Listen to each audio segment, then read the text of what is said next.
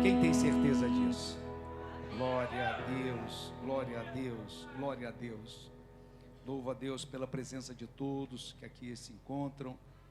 Como nós temos dito toda terça-feira, toda quinta-feira, todo domingo, a presença de vocês é resposta de oração.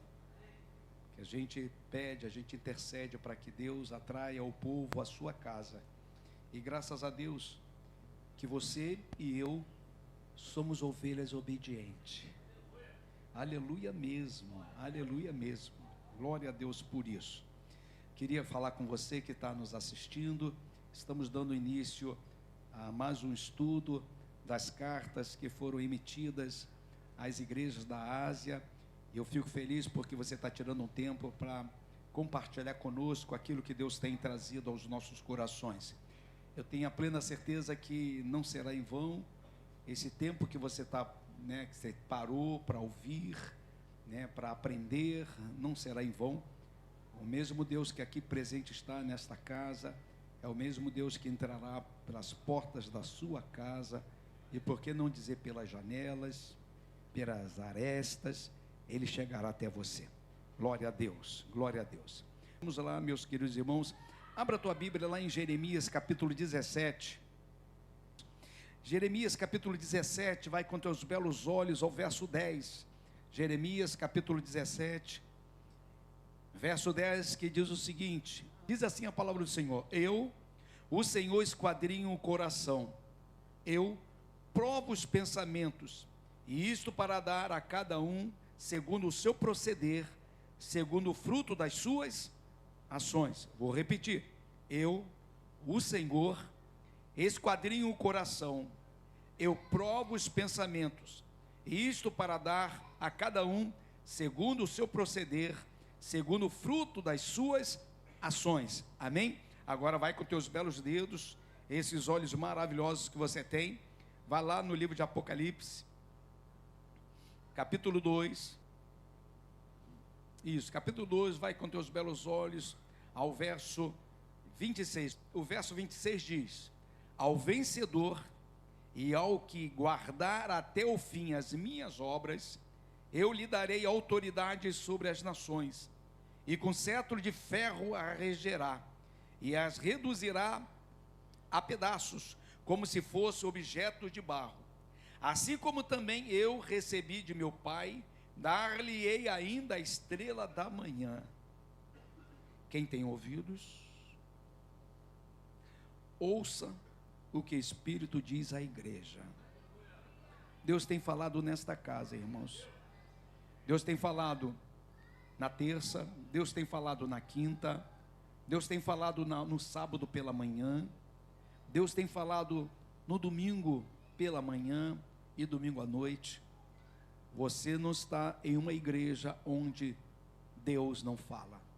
Deus fala e Deus tem nos orientado. Amém, irmãos? E eu creio que nesta noite, mais uma vez, Ele vai nos orientar. Mas vamos lá, aqui a carta de Tiatira. Na semana passada, nós trouxemos aqui, como nós temos dito, a massa do bolo, preparando aquele grande bolo, e eu tenho a plena certeza que a massa já está pronta, a massa está como ela deveria estar, ela já foi ao forno, e ela já saiu do forno, e agora está preparada para receber, preparada para receber o recheio necessário. Nós falamos a respeito do contexto histórico da cidade de Tiatira, falamos que ela ficava a 55 quilômetros da cidade de Pérgamo, falamos que dentre todas as cidades que compunham essas cartas, essa cidade era menor cidade, mas tinha um poder muito grande econômico. Lá se fabricava alguns produtos, e esses produtos, eles avançavam a fronteira desta cidade. Engraçado que, da mesma forma que esta cidade era tão pequenina, contraponto, ela foi que recebeu a maior carta, a carta mais extensa, é essa carta desta cidade chamada Tiatira. Esse conhecimento, os irmãos, leiam a respeito desta cidade, né? Falamos a respeito da cultura judaica e a perspectiva espiritual dentro desta cidade, no caso, dentro desta igreja que foi estabelecida nesta cidade. Falamos algumas coisas, falamos que era também uma cidade muito voltada para a idolatria.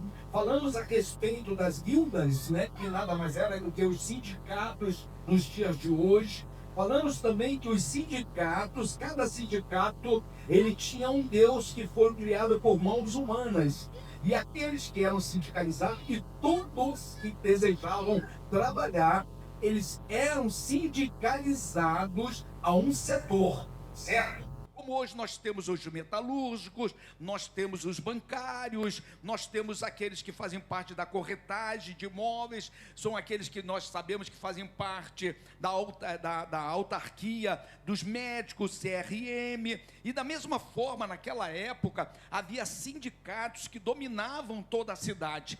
E todo sindicato, lá no interior do sindicato, tinha um Deus que eles precisavam servir, eles precisavam adorar. Então, se uma pessoa, um indivíduo, quisesse trabalhar, ela tinha que se sindicalizar. E sendo sindicalizada, ela era obrigada a adorar aquele Deus. Então, a igreja, o povo de Deus daquela época, sofria essa perseguição. Por quê?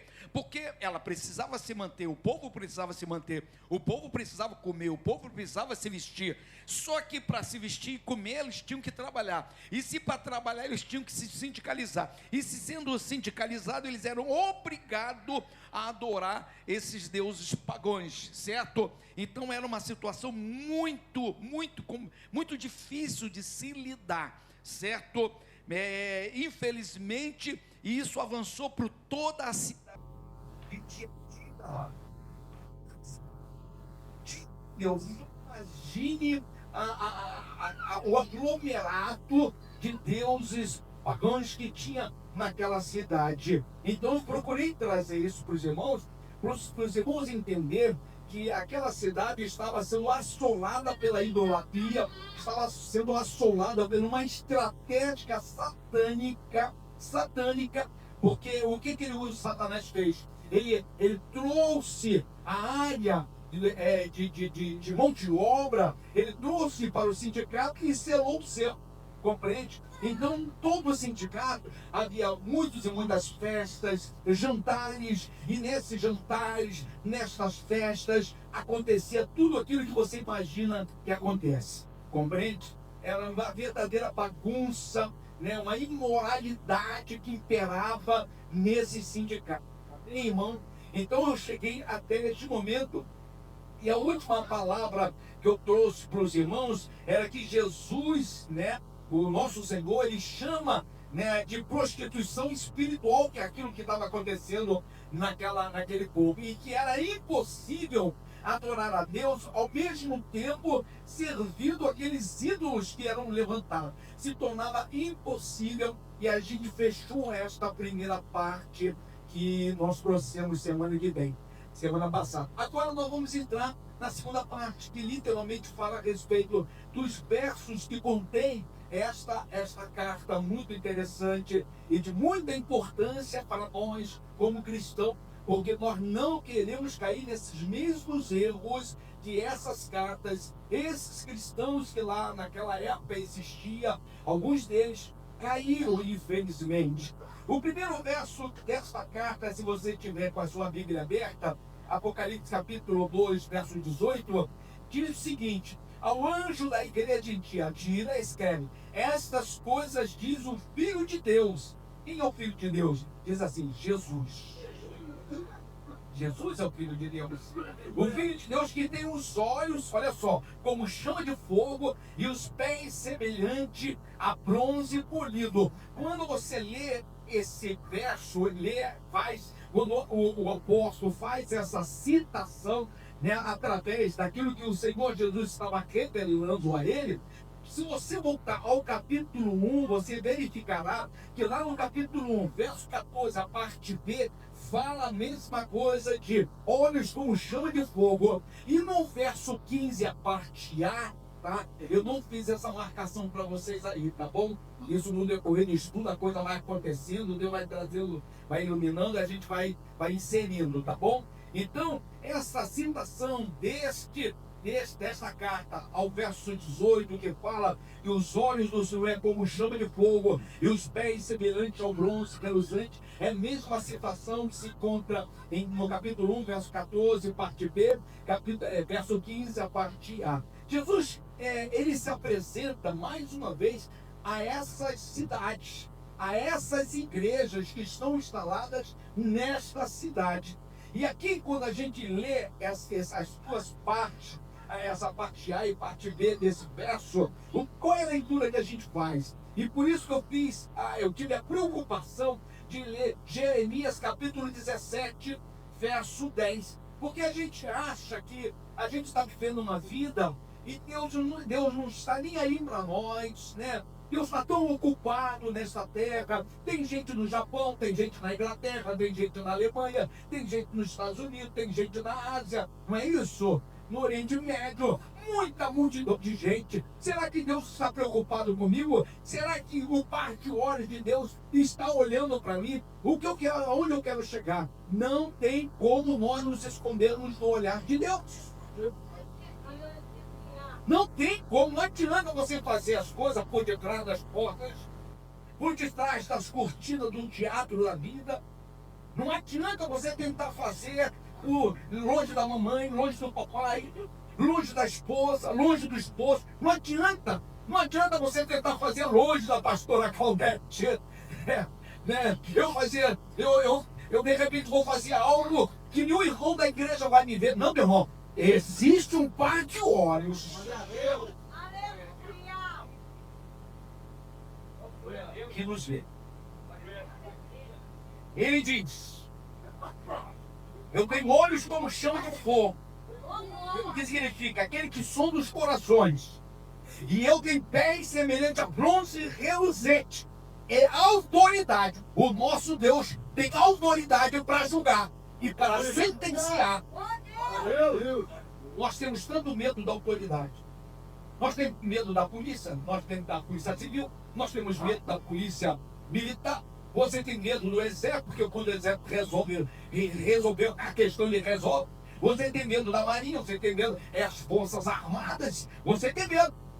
E o nosso medo é maior no que diz respeito ao ser humano, do que diz respeito ao Todo-Poderoso. Aquele que não piscar de olho me desliga dessa terra. Aquele que não piscar de olho traz cura. Aquele que está enfermo. Aquele que não piscar de olho abre a porta de pré. Mas também aquele que não piscar de olho tem poder para fechar a porta. Se você não estiver caminhando com ele corretamente. Então não tem como a gente brincar. Não tem como nós, igreja de Cristo Jesus, igreja levantar e brincarmos de cristão. O Senhor nos chamou para uma caminhada correta, uma caminhada difícil, dolorosa, complicada, né? A gente tem que se olhar para cada dia, olhar para nós e dizer: meu Deus, é mais um dia de guerra, é mais um dia travando contra a minha carne. Mas Deus tem nos dado vitória. O Senhor disse para Josué, esforça, que em outras palavras, faça a tua parte, Josué, porque eu vou te ajudar, eu vou te dar vitória. Você vai alcançar a Canaã celestial. Alguém está entendendo, irmãos? Os pés de bronze remetem ao altar de sacrifício. Quando então, lá onde havia depois posteriormente, o tempo de Saul, via nesses dois instrumentos. Nesses dois locais de adoração, em dois templos diferentes, tabernáculo e templo de Salomão, nesses dois momentos havia um altar de sacrifício.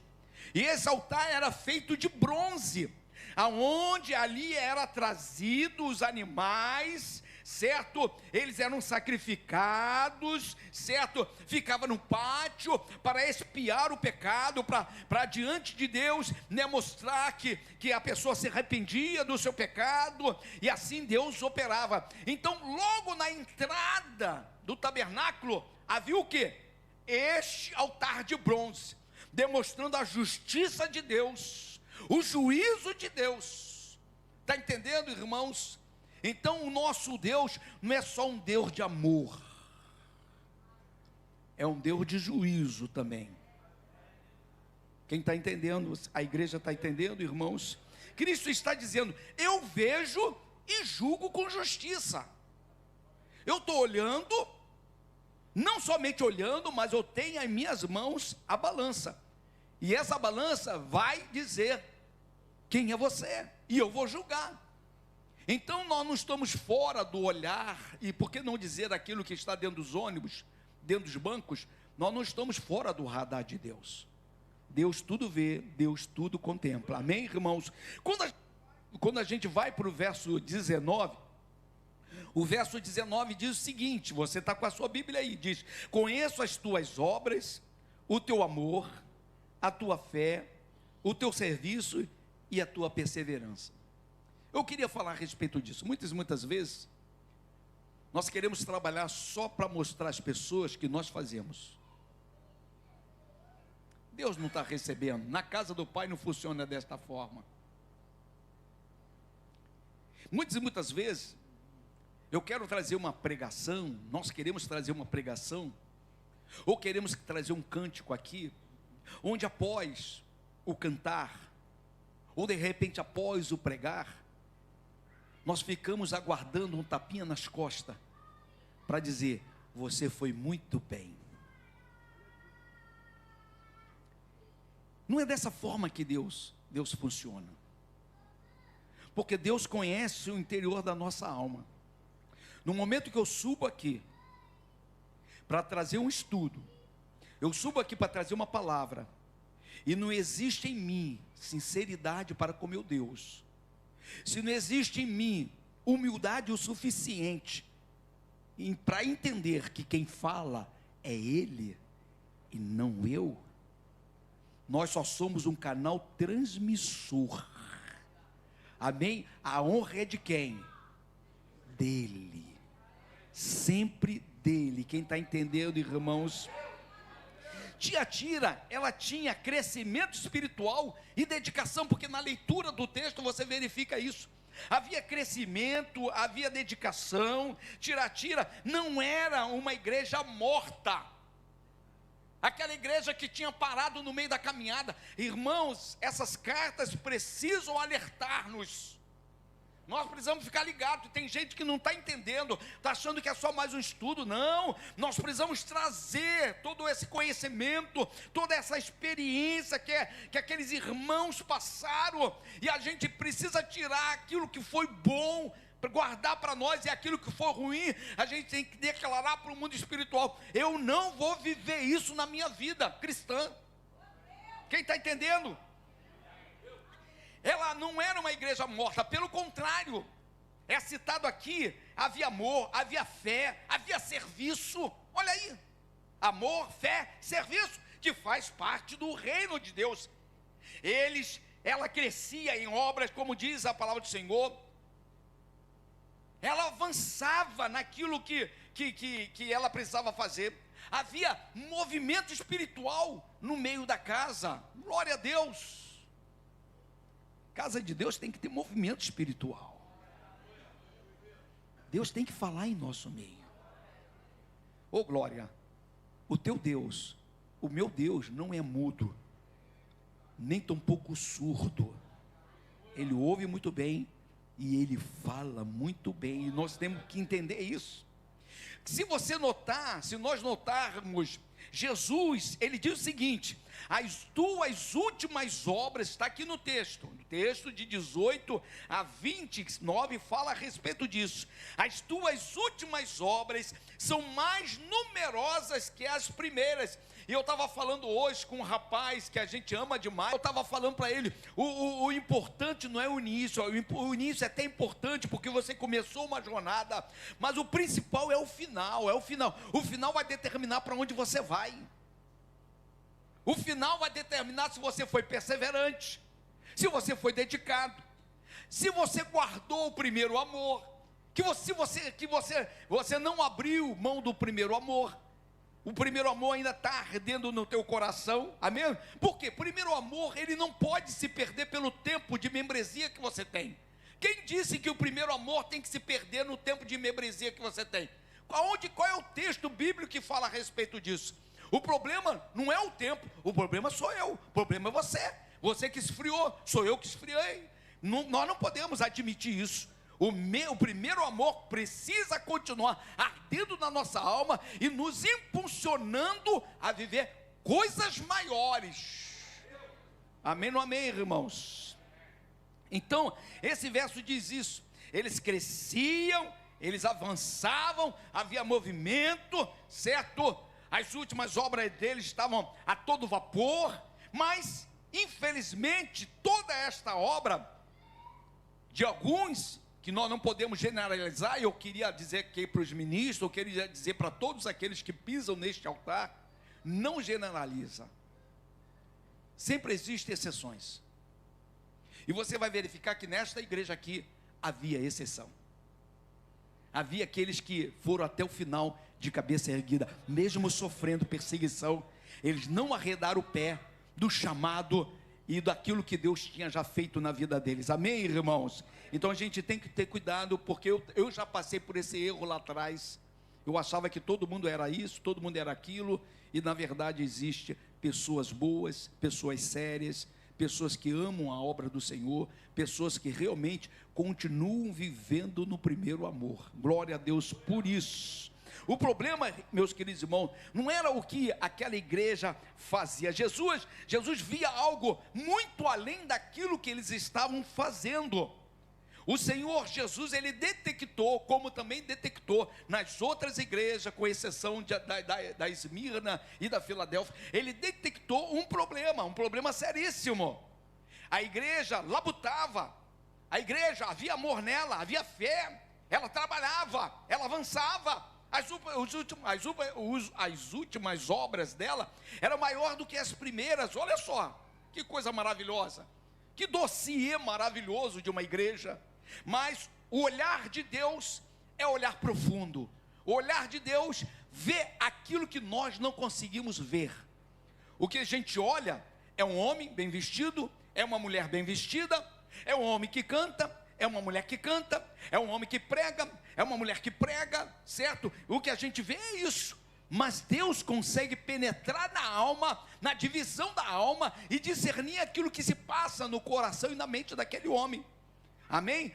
Aquilo que se passa no coração da igreja. Olha o que eu estou dizendo, no coração da igreja.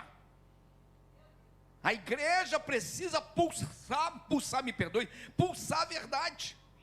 A igreja precisa revelar a verdade através da sua conduta, através dos seus feitos nesta terra. Amém, meus queridos irmãos? Então, quando o Senhor põe o seu olhar para aquela igreja chamada lá em Tiatira, naquela localidade, ele vê o seguinte: ele via que naquela igreja, no meio daquele povo, havia uma tolerância ao pecado. Eles toleravam o pecado. É o que eu tenho dito.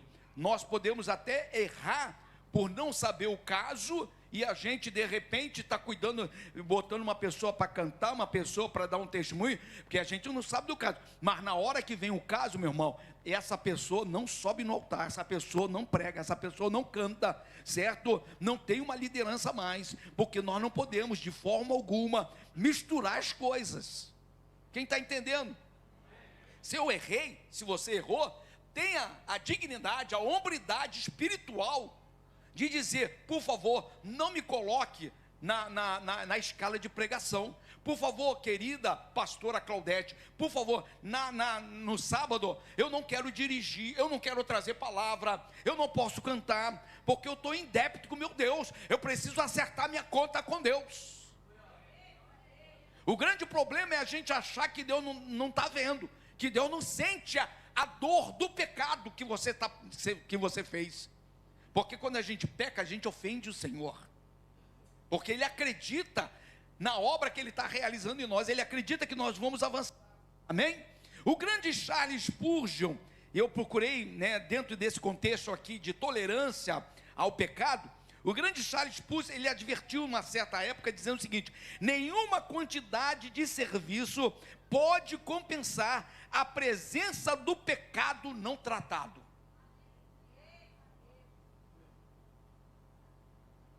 Então não adianta você fazer um monte de obra, se antes você não colocar o teu pecado e dizer: Deus, me trata. Me trata. No culto desta noite, Senhor, eu quero ser o primeiro a ir lá na frente, porque eu preciso renovar minha aliança contigo. Eu não posso caminhar contigo com a aliança quebrada. A palavra de Deus diz que a iniquidade do coração do homem faz divisão entre Deus e o homem. O meu pecado me separa de Deus. Mas esse Deus, Ele é amoroso, que Ele sempre está esperando de você uma atitude que faça você retornar aos caminhos dEle. Quem está entendendo? É dessa forma que Deus age. A gente vem para o verso 20, aqui existe uma acusação. O Senhor literalmente, Ele abre o verbo, e é bom quando o Espírito Santo abre o verbo, não é, para a pastora Claudete? A pastora Claudete, nós temos uma caminhada grande de oração, e a gente, algumas vezes, ela sempre, muitas e muitas vezes, quando a gente fala de oração, fala da nossa natureza pecaminosa, ela diz: pastor, Deus me trata na oração. Eu dobro o joelho para orar, eita, é como se Deus trouxesse um espelho assim, ó, e falasse assim: ó, isso. Você tem que mudar nisso. E é dessa forma que Deus fala conosco. Pergunto a você: qual foi a última vez que Deus falou com você?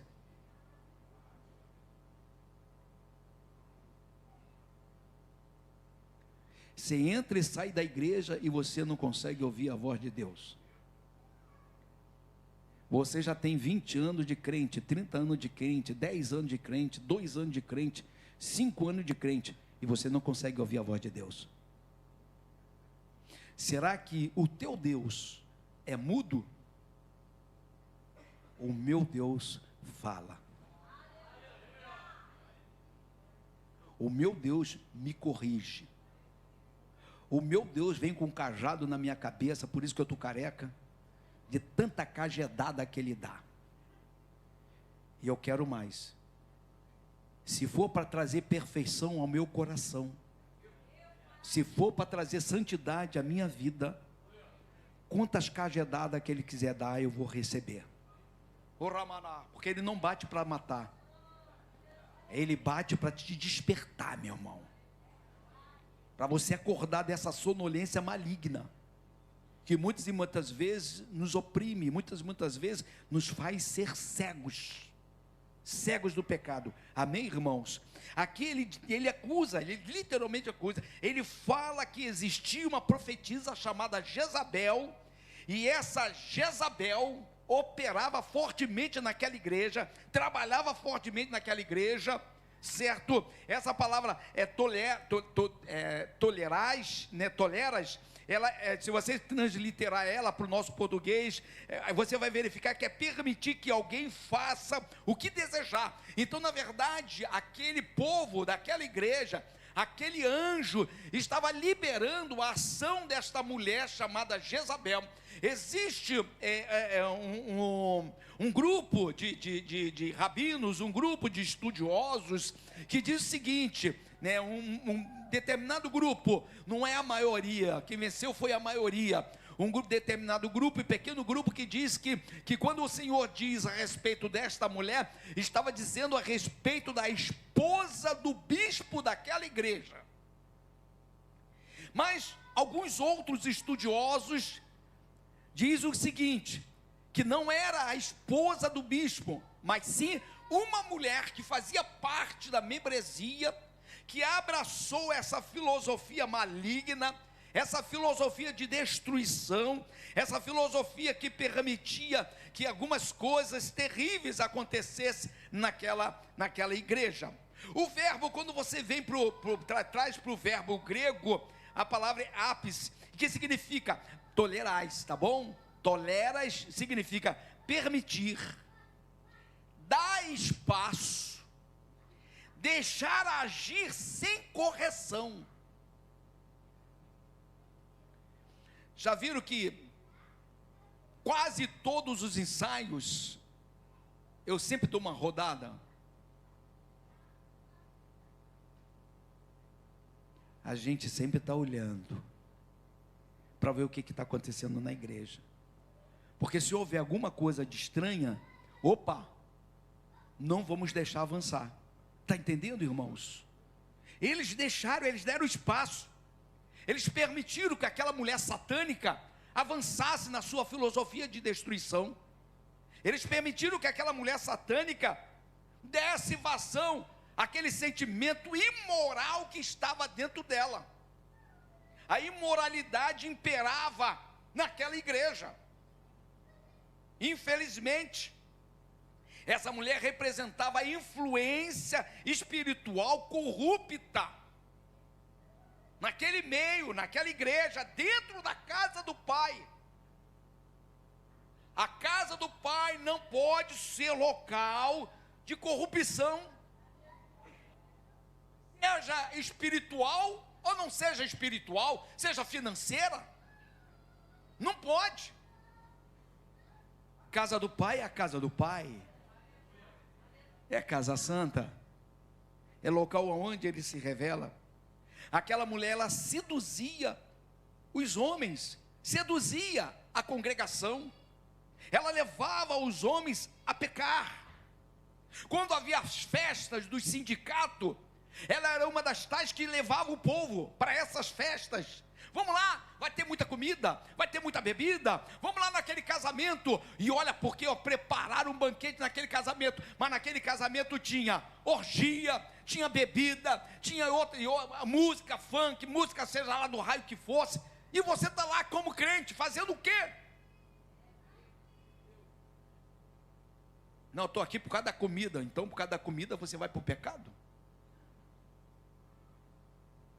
Se o ambiente não é favorável, a sua crença abre mão desse ambiente.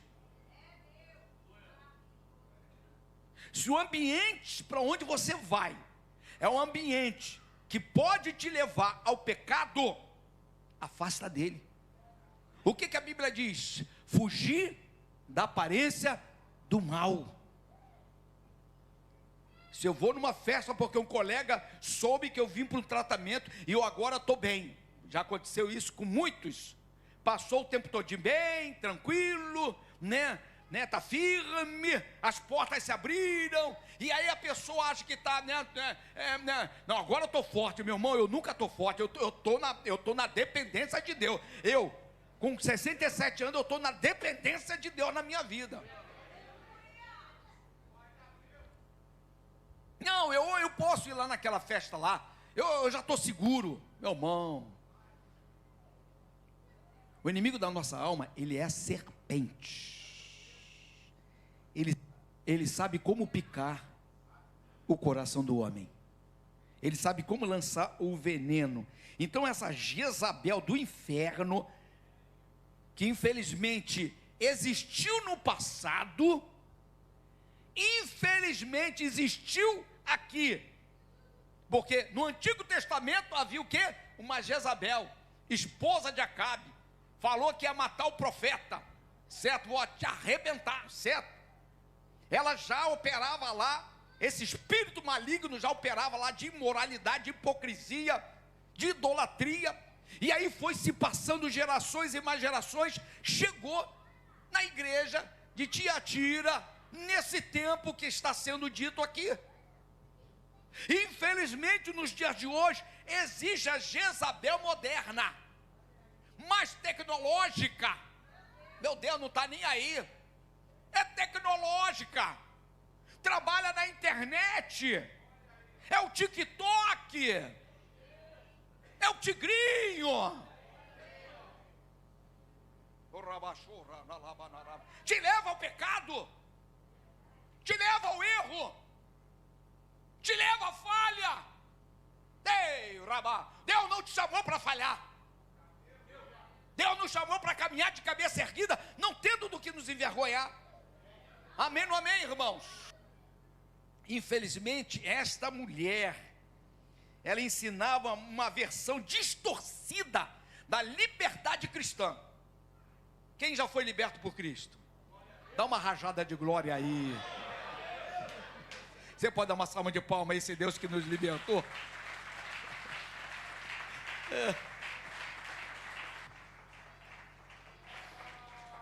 Ele nos libertou. Glória a Deus. O Senhor nos libertou, Ariana.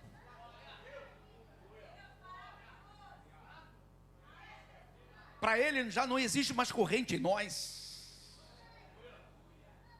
Mas somos nós que nos submetemos às velhas correntes.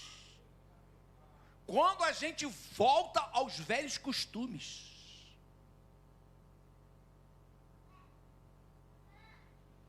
Se eu sei que determinado costume me aprisionava, agora eu sou livre, eu não posso voltar para ele. O nosso querido pastor Alessandro, ele disse que quando ele foi liberto, ele passou 6 meses dando quase 2 voltas aqui a 2 quarteirões, porque ele não queria passar do lado do bar que estava perto da casa dele. A esposa dele dizia: você é maluco? Poxa, eu estou indo para a igreja contigo, vou ter que andar mais 2 quarteirões. Mas ele sabia que ele não estava preparado. Ele teve o senso, ele teve o entendimento que não era hora para você abrir o peito e falar: pode vir, que eu aguento. A gente não aguenta não, meu irmão. É Jesus que nos dá graça. Quem está entendendo? O problema não era o que faziam, mas como assim? Não era o que aquela igreja fazia, né? A dedicação, né? O amor, o envolvimento com a obra, o trabalhar, né? Evangelizando aqui, evangelizando lá, visitando as viúvas, liberando as cestas básicas. O problema não era isso que eles faziam, não. O problema que estava constatado pelo olhar do nosso Cristo era a tolerância ao pecado.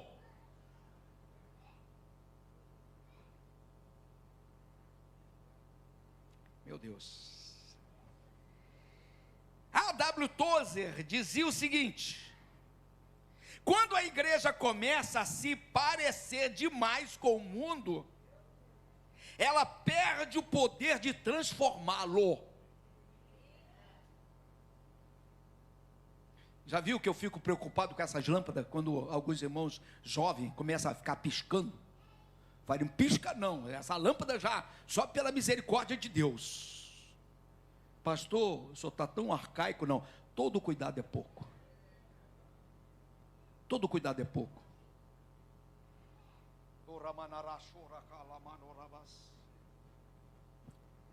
Eu prefiro errar pelo zelo do que errar pelo descaso.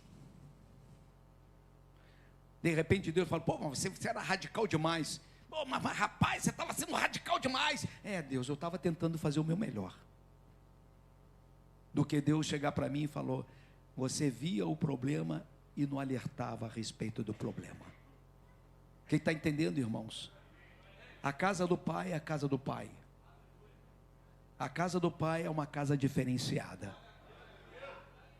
A atmosfera da casa do Pai tem que ser diferente de todas as outras atmosferas. Quem está entendendo? Eu creio ainda nisso, irmãos. Eu creio ainda nisso. Eu vou continuar crendo até a volta do nosso Jesus Cristo. Glória a Deus. Verso 22, 23 diz assim: lançá-la-ei num leito, porque o Senhor não somente vê, mas ele lança a sentença. Ele diz: lançá-la-ei num leito e trarei tribulação. Aqui, quando a gente busca a palavra leito, no grego é kleine, K-L-I-N-A, que tem duplo sentido. Como assim? Quando o Senhor diz: vou te lançar ao leito, e algumas versões diz cama, certo? Você vai verificar que tem duplo sentido. Quais são? Pode ser leito de prazer, como também pode ser leito de enfermidade. O mesmo lugar onde esta mulher levava o povo a pecar, seria o mesmo lugar que Deus iria julgá-la. Você está entendendo, irmãos? Temos que ter cuidado. O juízo ali, que o Senhor estava determinando, porque ele dizia: eu vou penalizar, eu vou julgar, eu vou determinar, eu vou acabar com isso. E quando o Senhor entra nessa parte do verso, ele não fala somente a respeito da Jezabel, mas ele também fala a respeito dos filhos de Jezabel. Ele diz: também matarei os seus filhos. O que significa? Aquela mulher, em vez de ela só ficar com ela mesma, aquela porcaria, aquela sujeira, aquela endemoniada, aquela legião que ela carregava, ela acabava ensinando outros. Porque aquele que está caído não quer ficar sozinho, ele quer companhia. O cara que quer sair da igreja, ele não quer sair sozinho, ele quer levar alguém. O cara que está na casa de recuperação, ele não quer ir embora sozinho. Eu estou dizendo porque a gente tem experiência disso. A mesma situação que acontece na igreja, acontece na casa de recuperação. A pessoa começa a se esfriar, aí já deixa de vir aos cultos, já deixa de vir à Santa Ceia, e já vai levando as coisas, sabe assim, a moda boi. Quando eu digo a moda boi, de qualquer maneira. Agora a mesma pessoa que sentava aqui começa a sentar no meio. Agora a mesma pessoa que cantava aqui já não canta no meio. Daqui um tempinho a pessoa já está lá. Aí a pessoa já diz, ela chegou aqui nessa igreja dizendo que essa era a igreja que Deus colocou no coração dela. O pastor não mudou, o pastor continua careca, barrigudo, fala pra caramba, grita pra caramba. Certo? O pastor não mudou, a mensagem não mudou. O que mudou? O coração. O coração da pessoa.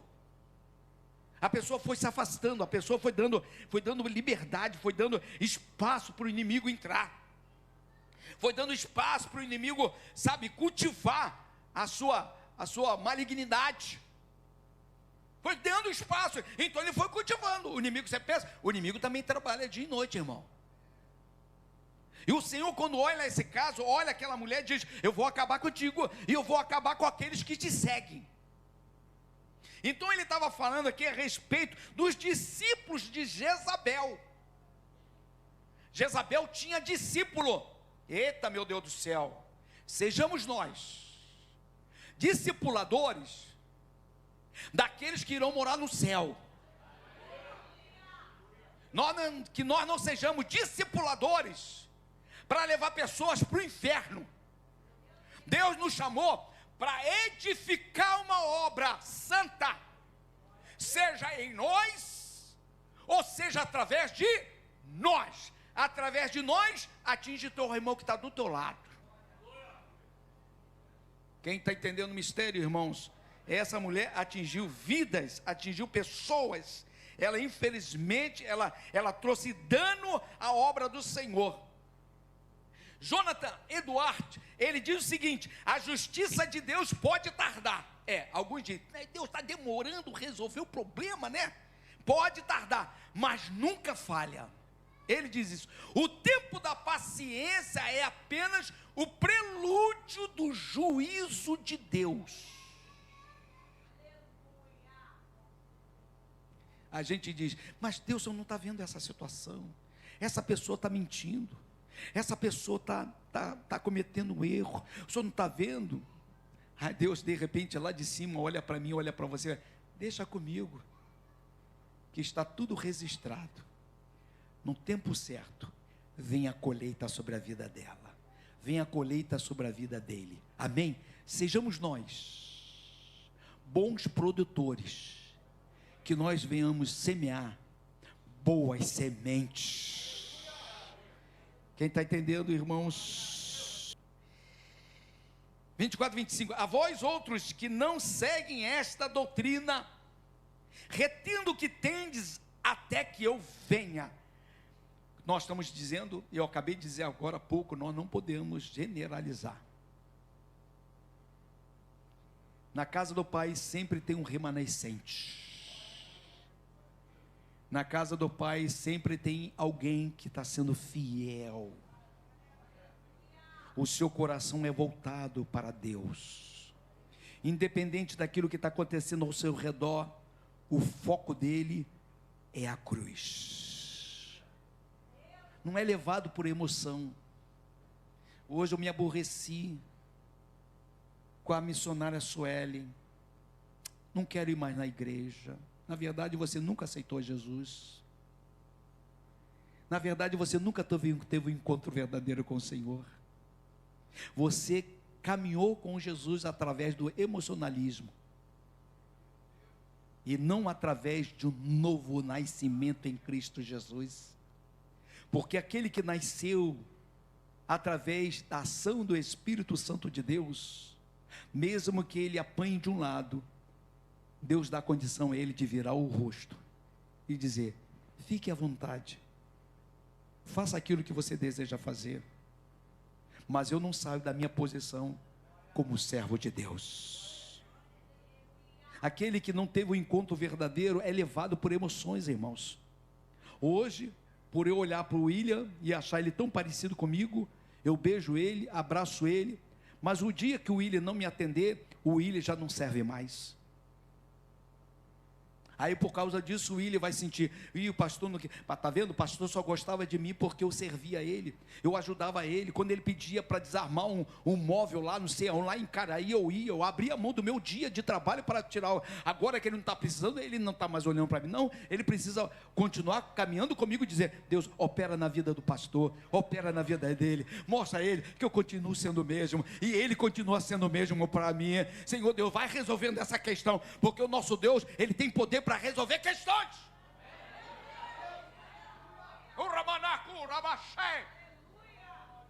Somos nós que não queremos, somos nós que não recebemos novo nascimento, somos nós que estamos vivendo de aparência.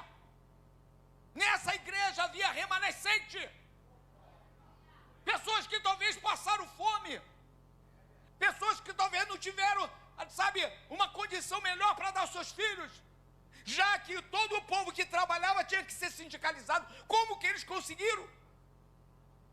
Mas eles tinham uma fé firmada em Cristo Jesus, não era levado por emoções, eles sabiam o que eles queriam. E olha, Deus olhou, Jesus olhou, Jesus diz: esse é meu.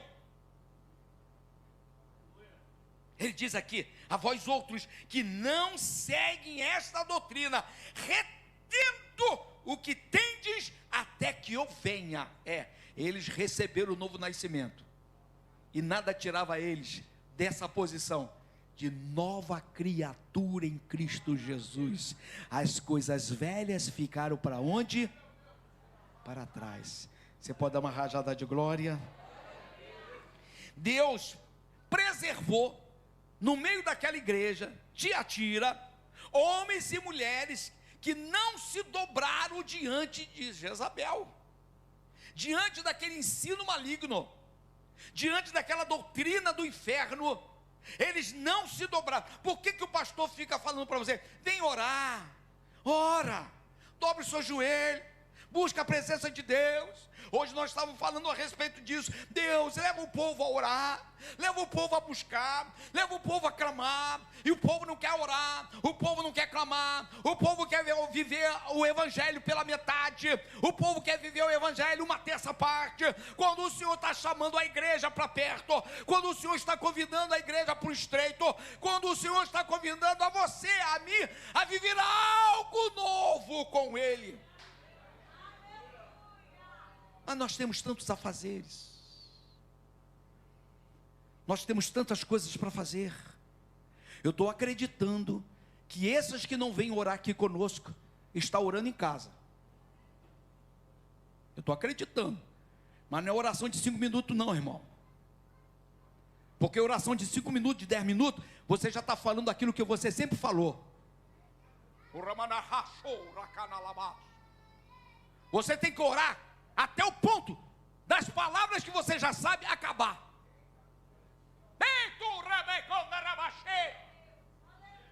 Aí você vai ouvir Deus falar com você. Sabe por quê? Porque Deus não tem pressa que você saia da presença dEle. Mas nós já determinamos o tempo de oração. Nós já determinamos, essa oração. Não, quando alguém começa a orar, você já até rotulou. É meia hora no mínimo de oração.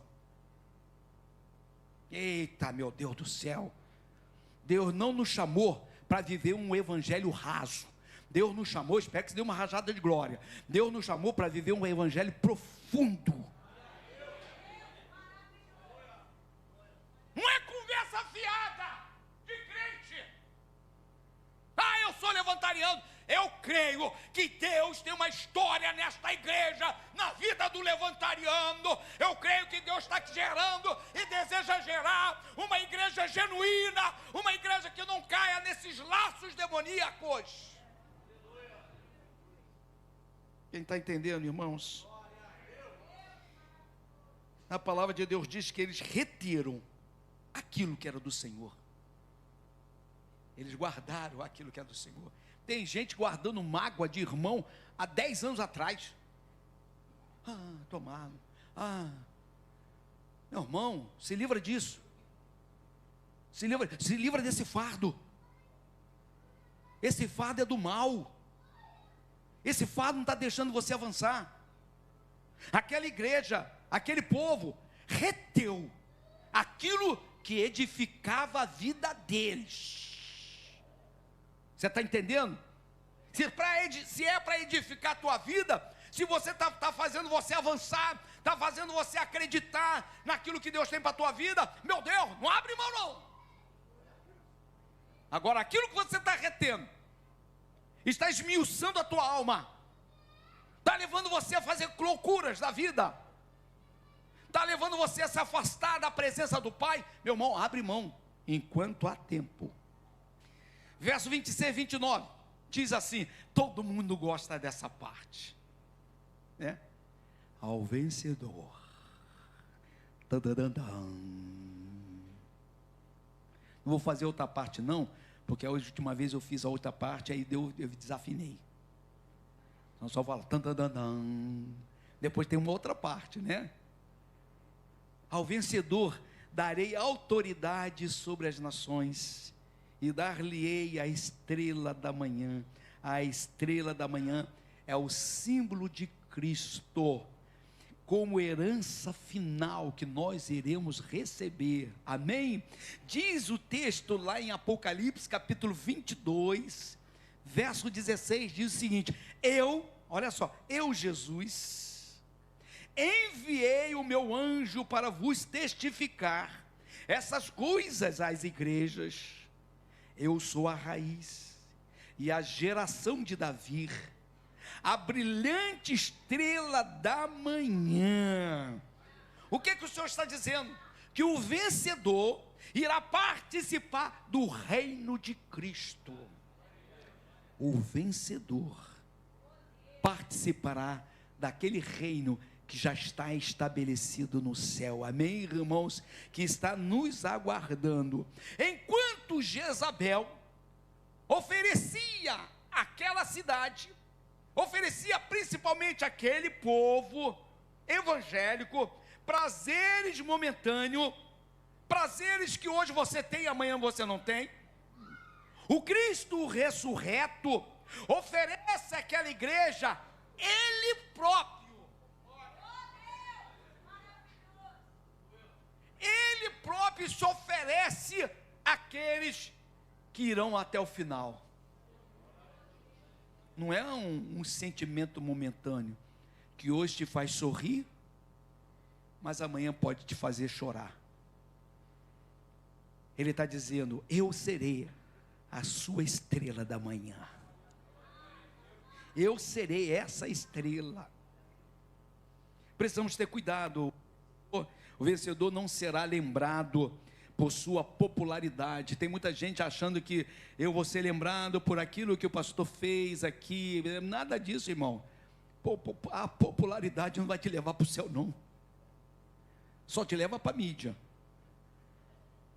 Só te dá like. A popularidade só vai te dar like.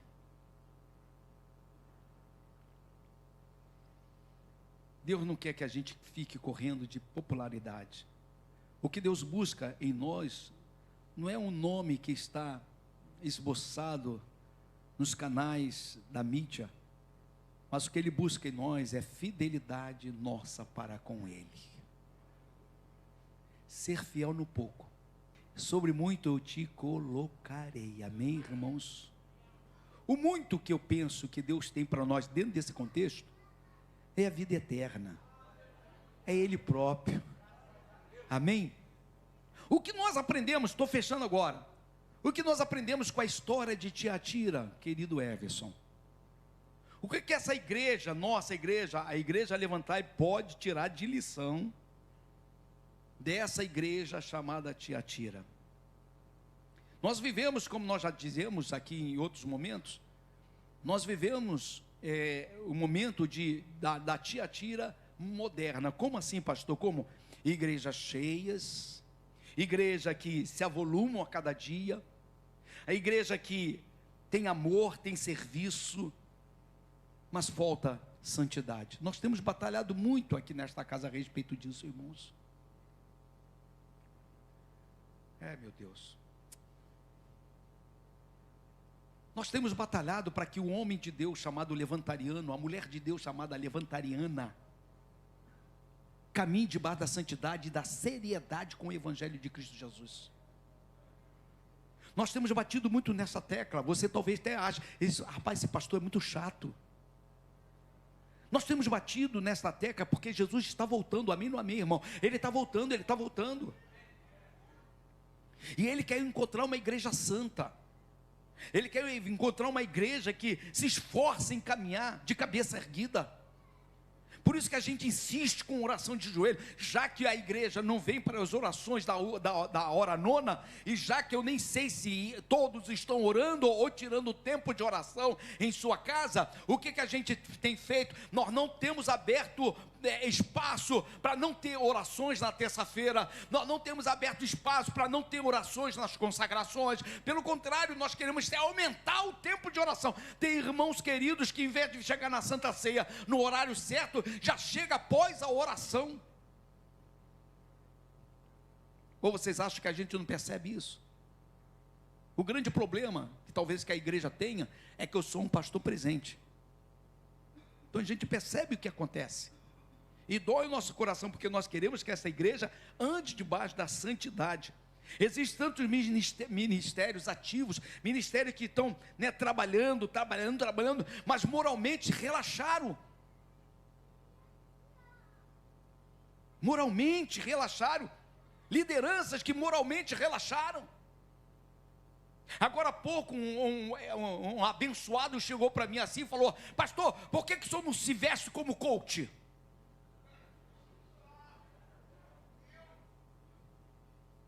Não, o senhor podia se vestir como coach. Domingo estava fazendo frio, não estava? Eu tenho uma japona lá em casa que tem mais de 15 anos de couro puro, que eu comprei muitos anos antes. Não, tem mais de 15, né? Tem mais de 17, e tem uns 20 anos. Ela está novinha, couro puro. Couro de você pegar um fósforo, botar aqui, botar um fogo, um isqueiro, ela não queima. Que eu comprei assim, o cara provando que era couro. Certo? Fui cá tomar banho, aí olhei e falei, o que esse frio danado? Eu vou com essa roupa, botar essa japona.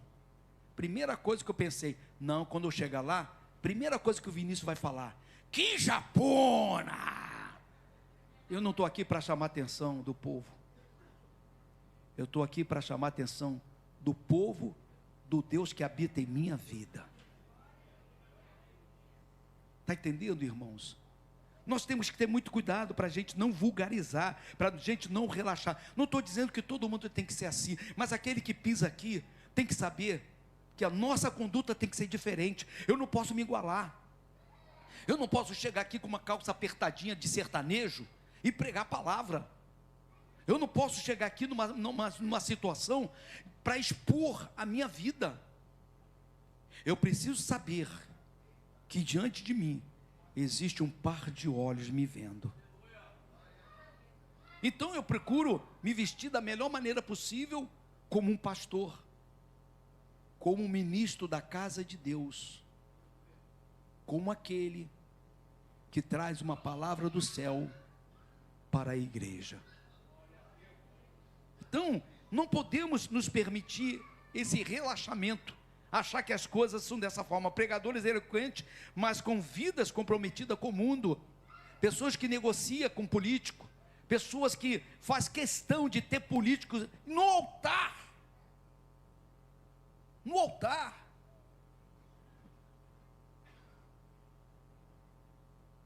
O evangelho de hoje, muitas vezes, tem tolerado a Jezabel. Tolerado a Jezabel, porque o mesmo cara que abre a boca para adorar a Deus, é o mesmo cara que no decorrer da semana está fornicando, está bebendo uma cerveja, está adulterando. Não podemos tolerar a Jezabel. A Jezabel, talvez, já tenha tido participação na nossa vida, mas o Senhor nos libertou. Amém ou não amém, irmãos? Quando se diz que Deus entende, porque hoje todo mundo diz isso, Deus entende, isso não tem nada a ver. Não é isso que fala na nossa boca? Não é isso que traz na nossa... Isso não tem nada a ver. Radical demais. Não tem nada a ver. O tempo mudou, mas o nosso Deus não mudou. Nosso Deus continua sendo um Deus exigente. Nosso Deus é amoroso. Glória a Deus por isso. Que se não fosse o amor dele, a misericórdia dele, aonde eu estaria, aonde você estaria. Mas eu preciso entender que meu Deus também é um Deus justo. Eu estou plantando e eu vou colher. Eu posso plantar uma conduta correta e eu vou receber de Deus maravilhas. Mas eu posso plantar uma conduta que não é tão correta e lá na frente eu receber também a paga. Quem decide sou eu. O retorno é certo. O plantio, você que define. O plantio, você que define. Eu defino o plantio. Agora, dependendo do meu plantio, a colheita vem. Então não é mais tempo de nós plantarmos ervas daninhas na nossa vida. Não é mais tempo de nós plantarmos joio, mas é tempo de nós plantarmos a boa semente do evangelho genuíno da cruz. Quem está entendendo, irmãos?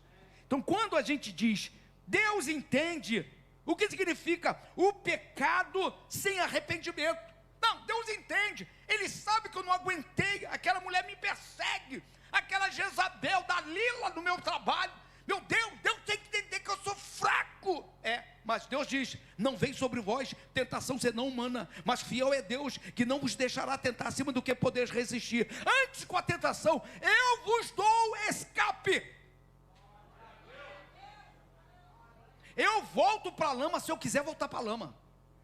Eu volto para o vício, já que eu já fui um viciado, eu volto para o vício se eu quiser voltar para o vício.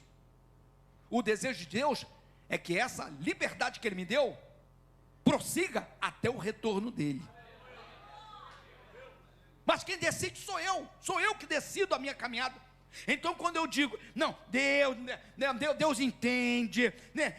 Eu pequei, mas Deus entende. Sabe o que está acontecendo? É Jezabel que está viva em você. Jezabel não pode fazer mais parte da nossa vida, da nossa história.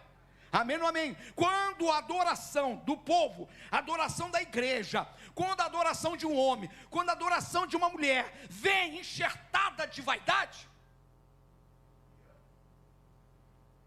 Jezabel está no altar.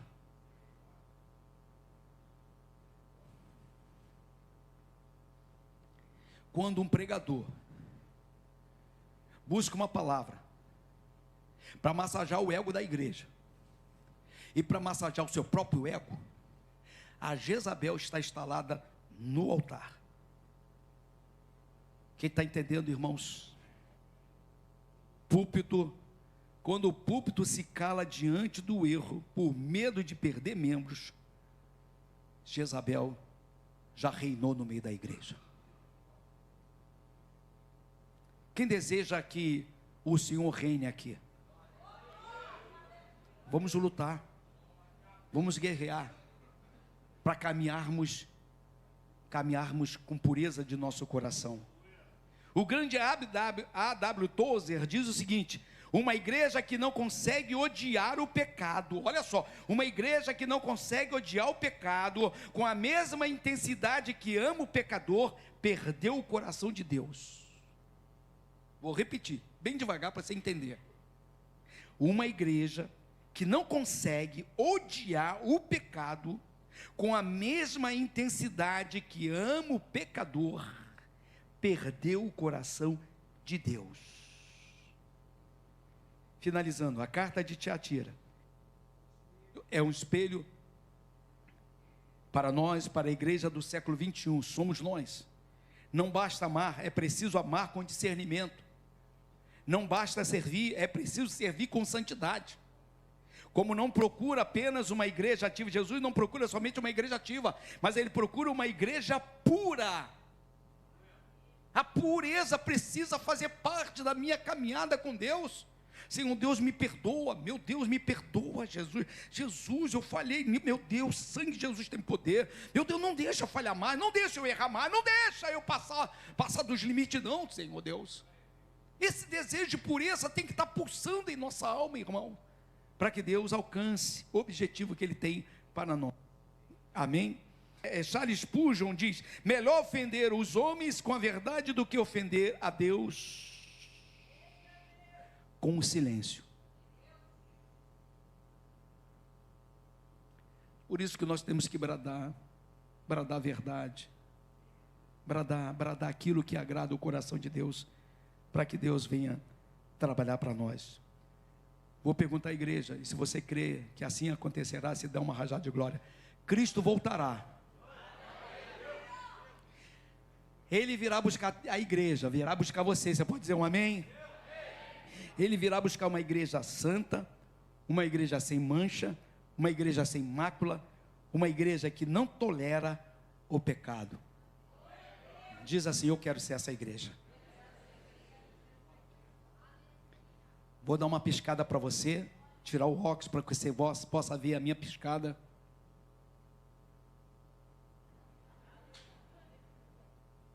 Nós temos tudo para acertar.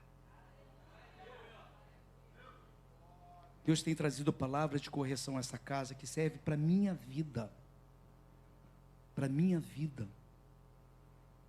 Eu sou o primeiro que preciso abraçar esta palavra. Não diferentemente de vocês. Eu estou lutando pela minha salvação. Valmir, eu estou lutando pela minha salvação, Valmir. Eu não quero nadar e morrer na praia. Quando Jesus voltar, o Senhor dizer para mim: apartai-vos de mim, porque eu não te conheço. Mas pelo contrário, eu quero que Ele chegue até mim e diga: entra, meu filho, o teu lugar já está separado. Que Deus possa nos abençoar, que Deus possa nos guardar. Querida, meu homem de Deus que vai chegar aí, glória a Deus, Glória a Deus.